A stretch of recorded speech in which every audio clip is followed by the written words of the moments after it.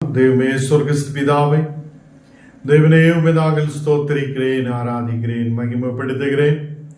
நீர் எங்களோடு கூட இருந்த எங்களுக்கு பெரிய அதிசயங்களை செய்தவராய், எங்களை வழி நடத்துதவராய் நீர் கூட இருக்கிறதுக்காக ஸ்தோத்திரம். உம்முடைய தெய்வீக பிரசனத்தால் நீர் எங்களை நிரப்பி ஆசீர்வதித்து வழி நடத்துத நல்ல தகப்பனாய் இருக்கிறதுக்காக ஸ்தோத்திரம். நீரே பரிசுத்தராய் உண்மை உள்ளவராய் எங்களோடு கூட இருந்து எங்களை வழி நடத்துத நல்ல தகப்பனாய் இருக்குதுக்காக ஸ்தோத்திரம். இன்னைக்கப்பா எங்களை முற்றிலும் தாழ்த்துகிறேன், அர்ப்பணிக்கிறேன். உம்முடைய தெய்வீக பிரசனத்தால் தெய்வீக கிருபைகளால் நிரப்பி நீர் எங்களை ஆசீர்வதித்து வழி நடத்தும். ஆண்டவரே, நாங்கள் உம்முடைய பிள்ளைகளாய் இருக்க, உம்மையே நாடி இருக்க, ஆண்டவரே உமக்கு பின்னாலே செல்லுத மக்களாய் இருக்க நீர் எங்களுக்கு கிருபை செய்திருக்கிறதுக்காக ஸ்தோத்திரம். எங்களுடைய குறைகளை நீர் மன்னியும், எல்லா பலவீனதைகளை நீர் மாற்றும். ஆண்டவரே, ஆவிக்குரிய கண்களை திறக்கும். தேவனே, ஆவிக்குரிய ஆசீர்வாதங்களால் நீர் எங்களை நிரப்பும். ஆண்டவரே, எங்களை முற்றிலும் தாழ்த்துகிறேன், ஒப்பு கொடுக்கிறேன். நீர் எங்களோடு கூட இருந்து வழி நடத்த புத்தி கொடுக்கிற, ஞானத்தை கொடுக்கிற, ஆரோக்கியத்தை கொண்டு நிரப்புத ஒரு நல்ல தகப்பனாய் இருக்குதுக்காக ஸ்தோத்திரம். இன்னைக்கு யாரெல்லாம் பலவீனதையோடு, பாரத்தோடு, கண்ணீரோடு, மன கவலையோடு வந்திருக்குதோ அந்த மக்களுக்கு ஒரு பெரிய விசுவாசத்தை கொண்டு நிரப்பும், ஒரு விடுதல் உள்ள மக்களாய் இருக்க கிருபை செய்யும். நாங்கள் வசனத்தை தியானிக்கிறோம். நீர் எங்களோடு கூட இரும். இயேசுவின் நாமத்தில் தன பிதாவே, ஆமென், ஆமென். கர்த்தர் நம்மை ஆசீர்வதித்து வழி நடத்துவார். இந்த நாடுகளில் தெய்வீக பிரசனத்தால் தேவன் நம்மை நிரப்பி ஆசீர்வதித்து வழி நடத்துதவராய் இருக்கிறார். கர்த்தர் பிள்ளைகளே, நாம் அநேகம் நாளுகளாய் ஜபத்தை குறித்து தியானித்து வருகிறார்.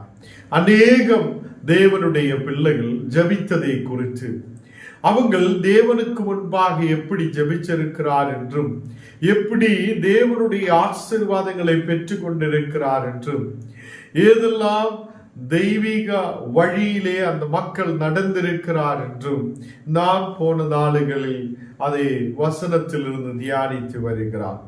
தேவன் நமக்கும் கிருபைகளை கொடுத்து, தேவன் நமக்கும் வல்லமையை கொடுத்து, தேவன் நமக்கும் நல்ல ஆசீர்வாதங்களை கொடுத்து அவர் நம்மை நடத்துகிறார்.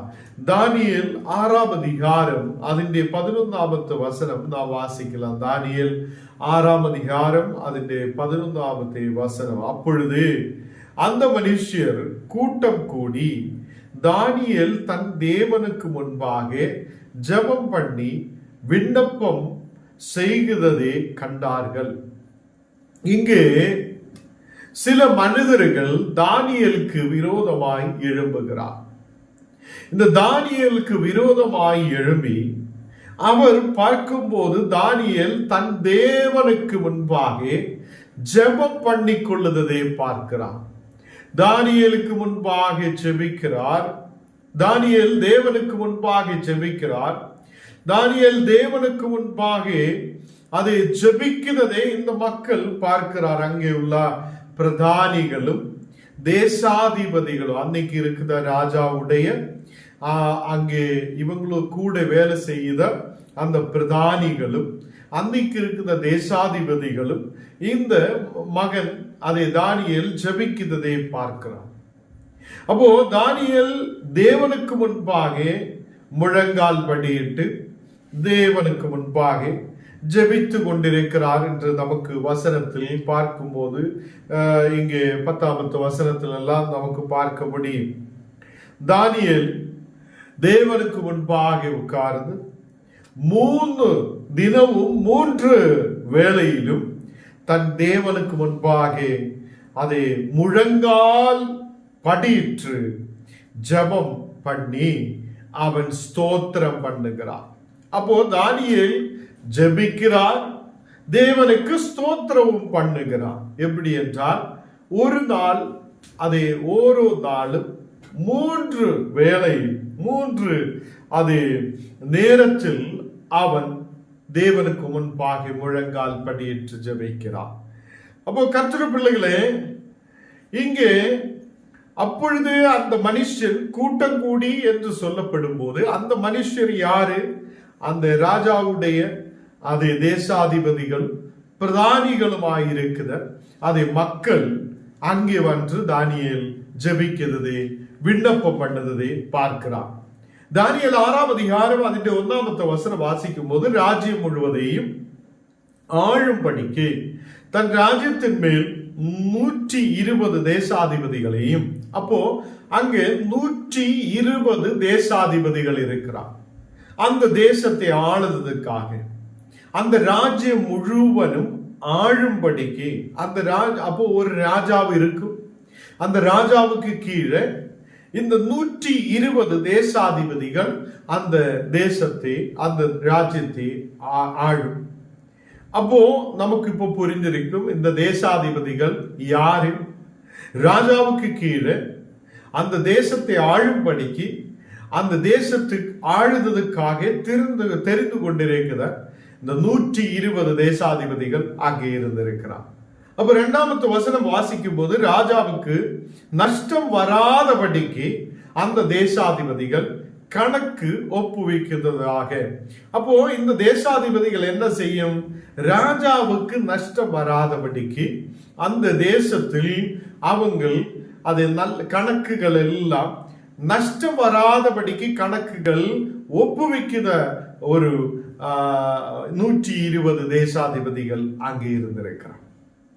அப்போ அவர்களுக்கு மேலாக இந்த தேசாதிபதிகளுக்கு மேலாக ஒரு 3 பிரதானிகளையும் ஏற்படுத்தி இருக்கிறது. அப்போ தேசாதிபதிகளுக்கு மேலே யார் இருக்கிறார்? பிரதானிகள் இருக்கிறார். இப்போ உங்களுக்கு எல்லாம் கரெக்டா புரிந்திருக்கும்.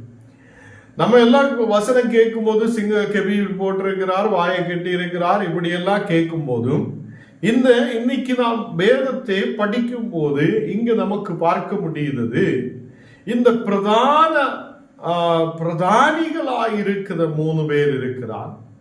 இந்த பிரதானிகளில் ஒருவன் தான் தானியேல்.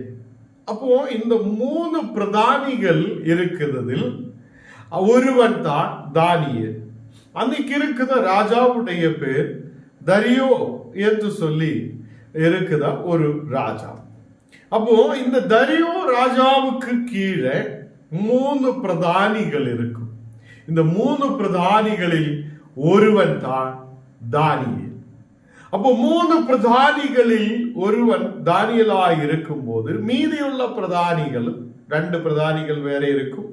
அவங்களும் இந்த 120 பேரில் இருக்கிற தேசாதிபதிகளும் கூட சேர்ந்து தானியேலை எப்படியாவது இந்த ஸ்தானத்திலிருந்து ஒதுக்கிவிட வேண்டும், தள்ளப்பட வேண்டும், ராஜாவுக்கு விரோதமாய் ராஜாவை இவனுக்கு விரோதமாய் எழுப்ப வேண்டும் என்று சொல்லி அவங்கள் அங்கே ஒரு திட்டம் கொண்டு வருகிறார்.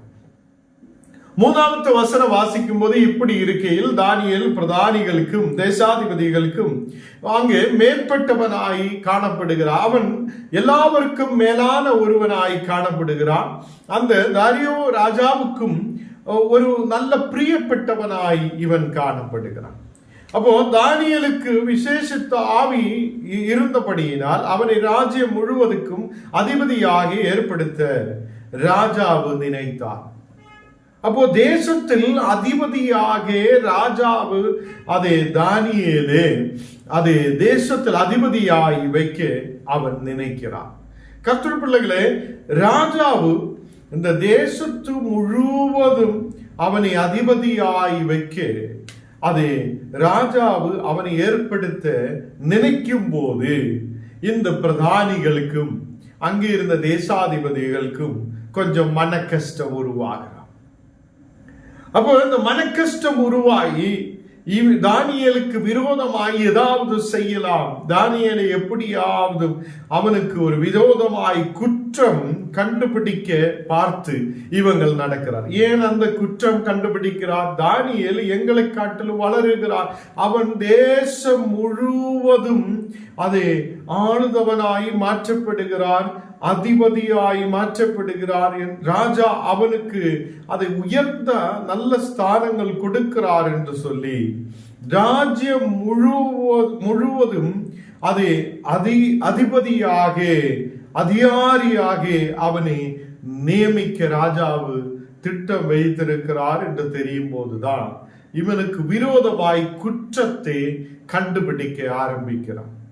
தானியேலுக்கு விரோதமாய் குற்றம் கண்டுபிடிக்க பார்த்து இந்த அதிபதிகளும் இந்த அங்கே இருக்கிற தேசாதிபதிகளும் அதை ஓரோ நாளும் அங்கே குற்றம் கண்டுபிடிக்க அதை பார்த்து கொண்டே இருக்கிறது. அவன் உண்மையுள்ளவன் ஆனபடியினால் அவன் மேல் செலுத்தின ஒரு குற்றமும், அவன் மேல் செலுத்திய எந்த குற்றமும், ஒரு குறையும் அதை காணப்படுவதில்லை.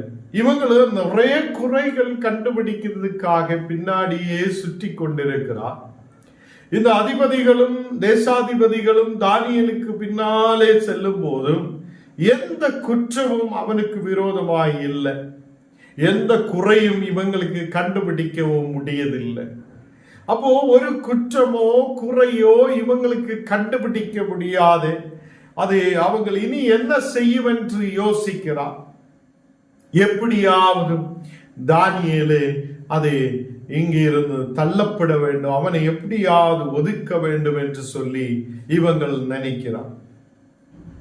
வேற ஒன்றிலும் இவங்களுக்கு குற்றம் கண்டுபிடிக்க முடியதில்லை.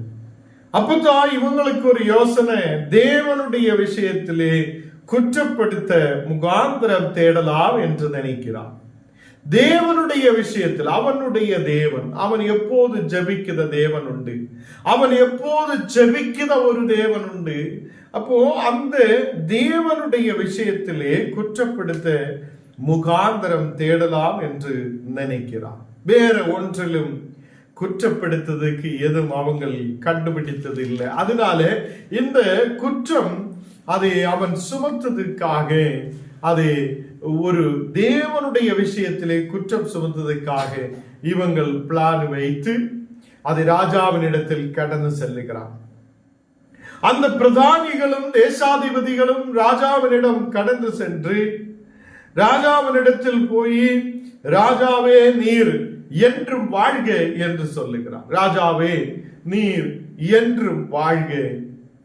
அப்போ அங்கே ராஜாவினிடத்தில் கடந்து சென்று சொல்லுகிறார், எவனாவதும் 30 நாட்கள் ராஜாவாகிய உம்மை தவிர வேறு தேவனே ஆனாலும் மனுஷனே ஆனாலும் நோக்கி யாதொரு காரியத்தையும் குறித்து விண்ணப்பம் பண்ணினால் அவன் சிங்கங்களின் கெவியிலே போடப்பட ராஜா கட்டளை கொடுக்க வேண்டும் என்று இந்த மக்கள் போய் கேட்கிறார்.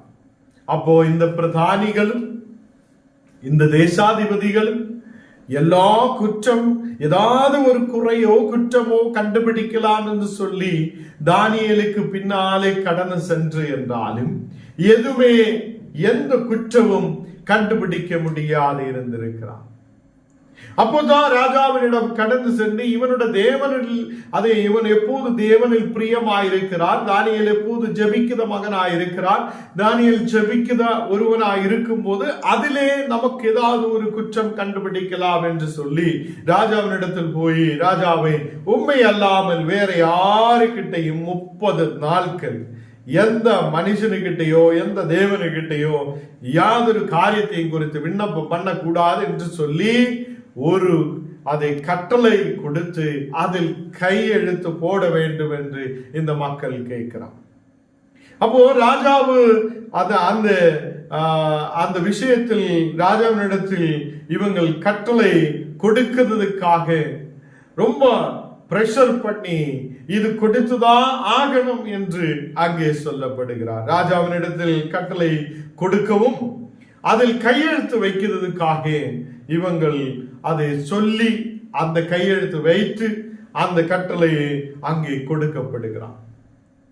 9வது வசனம் வாசிக்கும் போது, தானியேல் 6ஆம் அதிகாரம் அதனுடைய 9வது வசனம் வாசிக்கும் போது, அப்படியே ராஜாவாகிய தாரியு அந்த கட்டளையிலே கையெழுத்து வைத்தார். அவர் இந்த கட்டளையிலே கையெழுத்து வைத்தார். அப்போ 30 நாட்கள் வேற யாருக்கிட்டையும் விண்ணப்பம் பண்ணக்கூடாது.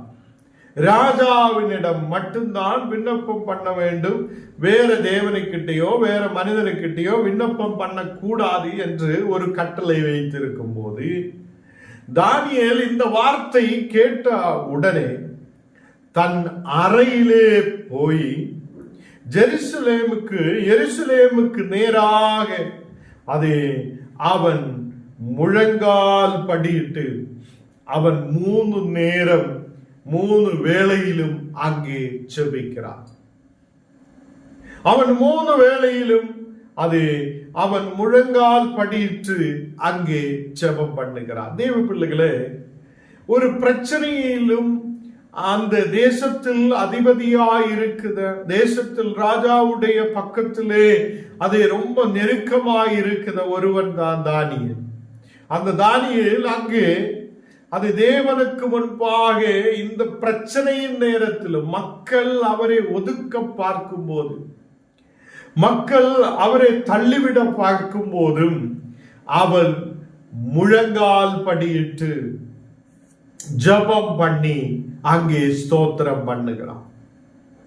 என்னுடைய உங்களுடைய வாழ்க்கையில் அநேகர் நம்மை ஒதுக்கும் போது, அநேகர் நம்மை தள்ளிவிடும் போது, அநேகர் நம்மை நேசிக்காத இருக்கும் போது, குடும்பத்திலே பிரச்சனைகளும் சமாதானமும் இல்லாது இருக்கும் போது, நாம் போகிற இடங்களில் வேலை இடங்களில் பிரச்சனைகளால் நிரம்பும் போது நாம் முழங்கால் படியிட்டு தேவனுக்கு முன்பாக நாம் ஜெபித்து ஸ்தோத்திரத்தோடு ஆயிருக்கட்டும். நம்முடைய வாழ்க்கையில் இந்த தானியேலுடைய ஜெபத்தை நாம் பார்க்க வேண்டும். ராஜாவு என்ன கட்டளை கொடுத்தோ அதை அவன் பின்பற்ற விரும்பியதில்லை. இன்னைக்கு உள்ள சபைகளில் பார்த்தால் அநேகம் சபைகளில் ராஜாவு வந்த உடனே மேலே உட்கார வைக்கும். என்ன பாஸ்டர் எழும்பி கீழே வேணாலும் உட்காரு. என்னன்னா இன்னைக்கு பணத்துக்கு தான் முக்கியம், விசுவாசத்துக்கு அல்ல. அநேக இடத்தில் ராஜாவை பெருமை பாராட்டும், தேவனை பெருமை பாராட்டாது. மனுஷனே பெருமை பாராட்டும், தேவனை பெருமை பாராட்டாது. தேவனை ஆராதிக்கிற இடத்தில் ஏதாவது ஒரு ராஜாவும் வந்து இருக்கட்டும், அந்த ஆளே உட்கார வச்சு பெருமை பாராட்டி அவரே ஆராதிக்க ஆரம்பிக்கும். அந்த மாதிரி சூழ்நிலைகள் இன்னைக்கு இருக்கும் போது நாம் தேவனுக்கு முன்பாக முழங்கால் படியிடும். நாம் மனிதனுக்கு முன்பாக அல்ல, தேவனுக்கு முன்பாக முழங்கால் படியிட்டு ஜெபம் பண்ணி தேவனுக்கு முன்பாக ஸ்தோத்திரத்தை ஏறெடுக்கிறவங்களாய் காணப்படும். இங்கு அந்த மக்கள் வந்து பார்க்கும் போதும் இவன் ஜெபிக்கிற மாதிரியே ஜெபிச்சு கொண்டிருக்கிறார். ராஜாவுடைய கட்டளையே அவன் அதை கேட்டதில்லை. அவன் தன் உயிருள்ள தேவனை துதிக்கிறான், தன் உயிருள்ள தேவனோடு கூட ஆராதிக்கிறான். தேவனுக்கு முன்பாக முழங்கால் படியிட்டு அதிகாலையிலும் மத்தியானமும் சாயங்காலமும் அவனுடைய ஜெபம் தொடர்ச்சியாய் பண்ணி கொண்டிருக்கிறான். இது பார்க்கும் போது மக்களுக்குள்ள வேவலாதி, இவன் ராஜாவுடைய கட்டளையை காப்பாற்றியது இல்லையே, ராஜாவுடைய கட்டளையை விட்டு தன் தேவனையே பற்றி சேர்ந்திருக்கிறே என்று சொல்லி அப்போ ஒரு குறை அவனுடைய வாழ்க்கையில் கண்டுபிடித்திருக்கிறார். இன்னைக்கு மனிதர்கள் நம்மை பார்த்து சில குறைகளை கண்டுபிடிக்க பின்னாலே நடக்கும். இவனுக்கு ஏதாவது குறை இருக்குதா, அவனுக்கு ஏதாவது குறை இருக்குதா, குடும்பத்தில் குறை இருக்குதா, பிரச்சனை இருக்குதா, இப்படி பார்க்கிறதுக்கு தான் மக்கள் வந்துட்டே இருக்கு. நம்ம மனிதர்களை பார்க்காமல், நமக்கு சுற்றிலும் இருக்கிற மக்களை பார்க்காமல் நாம் தேவனுக்கு முன்பாக உட்காரட்டும், தேவனையே சார்ந்து இருக்கட்டும், தேவனுக்கு முன்பாக நம்மை ஒப்பு கொடுக்கட்டும். நாம் முழங்கால் படியிட்டு செபிக்கிற மக்களாய் காணப்படட்டும். பின்பு அவர்கள் ராஜாவினிடத்தில் வந்து, நீர் கட்டளை நீ கொடுத்த கட்டளையே இந்த தானியேல் அதை ஏற்றுக்கொள்ளுவது இல்லை. தானியேல் உன்னை மதிக்காமல் அவன் 3 நேரம் அவன் தானியேல் தன் தேவனோடு கூட ஜெபிக்கிறார் என்று சொல்லப்படுகிறான். அப்போ உன்னுடைய கட்டளையே அவன் மதிக்கிறது இல்லை. அப்போ இந்த மக்களுக்கு ஒரு குற்றம் கிடைத்திருக்கிறார். ஆண்டவருடைய மேலேயே ஜெபிக்கிறதை பார்த்து ஒரு குற்றத்தை கண்டுபிடித்து, நீ ஜெபிக்கிறார் இன்னைக்கு பல குடும்பத்திலும் தன் பிள்ளைகள் சொல்லும், எனக்கு ஊழியம் செய்யணும், நான் முன்னாடி போகணும், ஊழியத்துக்காக நிக்கணும் என்று சொல்லியால் நம்ம அவங்களை ஒரு குறையாய் பார்க்கணும். எதுக்கு இப்படி செய்யணும், எதுக்கு இப்படி போகணும், எதுக்கு தேவனுக்கு முன்பாக கடந்து செல்லணும் என்று சொல்லி அவங்களை கீழே தள்ளிவிடும். ஒரு குடிகாரனாயால் அவனு அப்படியே நீ எப்படி வேணாலும் போடான்னு சொல்லி சுற்றி அப்படியே அனுப்பிவிடும். இந்த நாடுகளில் அப்படிதான் மக்கள் இருக்கிறார். ஊழியத்துக்காக போகுதா நிறைய மக்களே நீ போகாதேன்னு சொல்லி சும்மாவே உட்கார வைக்கிற சில பேர் இருக்கிறார். நீ எதுக்கு அங்க போய் என்ன சம்பாதிக்க, என்ன செய்ய, எப்படி முன்னாடி போகும்னு சொல்லி அவங்களை உட்கார வைக்கிறதை பார்க்கிறான். குடிக்காரன் ஆய் அப்படியே சுற்றுதான் நிறைய பேர் இருக்கும். இந்த குடிக்காரனுக்கு பின்னாலே நிறைய பேர் இருக்கும். அல்லேலூயா. இந்த நாடுகளில் நாம் பார்த்ததால் இந்த குடும்பங்களிலே இப்படி போகுதவங்களுக்கு அப்படியே நீ போயிட்டு வா, எங்க வேணாலும் போயிட்டு வான்னு சொல்லு. அப்போ ஊழியத்துக்கு விரோதமாக நிறைய பேர் நிற்கிறார், கர்த்தருக்கு விரோதமாய் நிறைய பேர் நிற்கிறார், தேவனுக்கு விரோதமாய் குற்றத்தை உருவாக்க நிறைய பேர் அப்படியே பார்த்து கொண்டே இருக்கிறார். இந்த நாடுகளில் தேவ பிள்ளைகளே, ஜெபிக்கிறவன் 3 நேரம் அவன் ஜெபிக்க ஆரம்பித்திருக்கிறான். 3 நேரமும் அவன் ஜெபிக்கிறான். அவன் தொடர்ச்சியாக அவனுடைய ஜெபத்தை கொண்டு போகிறார். ராஜா என்ன கட்டளைக்கு போட்டால், எதெல்லாம் விரோதிகள் எனக்கு பின்னாலே இருந்தால், யாரெல்லாம் எனக்கு விரோதமாய் நின்றால் நான் ஜெபிக்க வேண்டது ஜெபிக்கும் என்றுள்ள ஒரே நம்பிக்கையோட அவன் முன்னாடி கடந்து செல்லுகிறான். அந்த தானியேல் ஜெபத்தை விடாமலே முன்னாடி கடந்து செல்லுகிறான். தேவ பிள்ளைகள், இன்னைக்கு நம்முடைய ஜெபங்களிலும் நம்முடைய வாழ்க்கையிலும் நாம் முன்னாடி போகிறதிலும் நமக்கு ஸ்தோத்திரத்தையும் ஜெபத்தையும் அந்த நமக்கு கொடுக்கப்பட்ட நேரங்களில் நாம் ஜெபிக்க, நமக்கு இருக்கிற நேரங்களில் நாம் கர்த்தரை தேட நாம் முன்னாடி கடந்து வரட்டும். ஊழியங்களுக்காக நம்முடைய மக்கள் பிள்ளைகள் சொல்லும் போது அவங்களை ஊழியத்துக்காக முன்னாடி உற்சாகப்படுத்துங்க. நம்முடைய குடும்பத்தில் சகோதரங்கள் சகோதரிகள், நம்முடைய குடும்பத்தில் ஆயிருக்கிற மக்கள் நான் ஊழியம் செய்யணும், முன்னாடி போகணும் என்று சொல்லும் போது அவங்களை உற்சாகப்படுத்துங்க. முன்னாடி அவங்களை உற்சாகப்படுத்தி கொண்டு வருவதற்காக நாம் தேவனுக்கு முன்பாக ஜெபிச்சு அவங்களை ஆயத்தப்படுத்து. நம்ம அவங்களை பின்னாடி கொண்டு போகிறவங்களாய் அல்ல. இங்கே பிரதானிகளும் தேசாதிபதிகளும் குற்றத்தை பார்த்து பார்த்து இருக்கிறது மாதிரி நாம் அந்த மாதிரி இருக்கிற மக்களுக்கு விரோதமாய் சொல்லி அவங்களை எப்படியோ பின்னாலே கொண்டு போவதவங்களாய் மாற்றப்படக்கூடாது. இங்கே ராஜாவின் இடத்தில் கடந்து வந்து மக்கள் சொல்லுகிறார், இவன் உனக்கு விரோதமாய் குற்றம் செய்தோம். அவன் அவனுடைய தேவனை மட்டும்தான் ஆராதிக்கிறான், அவனுடைய தேவனை மட்டும்தான் சார்ந்து இருக்கிறான், அவனுடைய தேவனுக்கு முன்பாக 3 நேரமும் அவன் ஜெபம் பண்ணுகிறான் என்று சொல்லி ராஜாவுக்கு முன்பாக குற்றத்தை கொண்டு வரும்போது ராஜாவு தானியேலை காப்பாற்ற பார்க்கிறார். என்னன்னா, ராஜாவுக்கு தானியேல் மேல் ரொம்ப மதிப்பு இருக்கிறார், ரொம்ப அவனை பிரியமாய் இருந்திருக்கிறதுனால எப்படியோ ராஜாவு தானியேலை காப்பாற்றுறதுக்காக பார்க்கும் போது முடியாது இருக்கு. என்னன்னா, ராஜாவு ஒரு கட்டளை போட்டால் அது அந்த கட்டளை நிறைவேற்றிதான் ஆகணும். அவரு கையெழுத்து போட்டதுனால அந்த கட்டளை நிறைவேற்றணும். ராஜாவுக்கு முன்பாக தானியேல் குறையுள்ளவனாய் குற்றக்காரனாய் முன்னாடி நிற்கும் போதும் இந்த ராஜாவும் 16வது வசனத்தில், அப்பொழுது ராஜா கட்டளையிட அவர்கள் தானியேலை கொண்டு வந்து அவனை சிங்கங்களின் கெபியிலே போட்டார்கள். இந்த நேரத்தில் ராஜாவு இந்த சிங்கங்களின் கெபியில போடுறதுக்காக போகும்போது ராஜாவு சொல்லுகிறார், ராஜா தானியேலை நோக்கி, நீ இடைவிடாமல் ஆராதிக்கிற உன் தேவன் உன்னை தப்புவிப்பார் என்றார். ராஜாவை போல் தானியேலோடு சொல்லுகிறார், தானியேலே, நீ இடவிடாமல் ஜெபிக்கிற உன் தேவன் உன்னை தப்புவிப்பார். நீ இடவிடாமல் ஜெபிக்கிற உன் தேவன் உன்னை தப்புவிப்பார் என்று சொல்லுகிறார். கர்த்தருடைய பிள்ளைகளே, இந்த நாளுகளில் நம்மை தப்புவிக்கிற ஒரு தேவன் உண்டு. நீ கீழே விழ போகும்போது உன்னை பாதுகாக்கிறவர், உன்னுடைய உயிருக்கு ஆபத்து இருக்கிற நேரத்தில் உன்னை பாதுகாக்கிறவர். ஏதோ நாம் தெரியாமலே முன்னாடி கடந்து செல்லும் போது அதிலிருந்து பின்னாடி கொண்டு வந்து நம்மை நல்ல வழிக்கு நடத்துத ஒரு தேவன். கர்த்தருடைய பிள்ளைகளே, இந்த ராஜாவு தானியேலோடு சொல்லுகிறார், தானியேலே, நீ ஜெபிக்கிற தேவன் உண்மையுள்ளவன் என்றார் அவன் உன்னை விடுவிப்பார். நீர் ஆராதிக்கிற தேவன் உன்னை விடுவிப்பார் என்று சொல்லி அவனை சிங்கங்களில் கெபியிலே போட்டு விடுகிறார். ஒரு பெரிய கல் எடுத்து அதன் வாசலிலே வைக்கிறான். அடைத்து போட்டாச்சு. அந்த நாடுகளில் அந்த ராஜாக்கள் ஒரு மோதிரம் போட்டிருக்கு, அதுல ஒரு முத்திரை இருக்கும். அந்த முத்திரை அதன் மேல் வைத்திருக்கிறான். அந்த முத்திரையை அதன் மேல் வைத்து அதே அவனை போல் சிங்கங்களின் கெவியிலே போட்டிருக்கிறார். இன்னைக்கு நாம் வசனம் கேட்டதில் தியானித்ததில் நமக்கு பார்க்க முடியுது. ஜெபிக்கிற ஒரு தானியல் அவன் முழங்கால் படியிட்டு 3 நேரமும் அவன் ஜெபிக்கிறான். அந்த ஜெபிக்கிற தானியல் அந்த தேசத்தை ஆட்சி செய்தான். அந்த தேசம் முழுவதும் அதிகாரியாய் இருக்கிற ஒருவன். நமக்கு இன்னும் நேரம் இல்லை.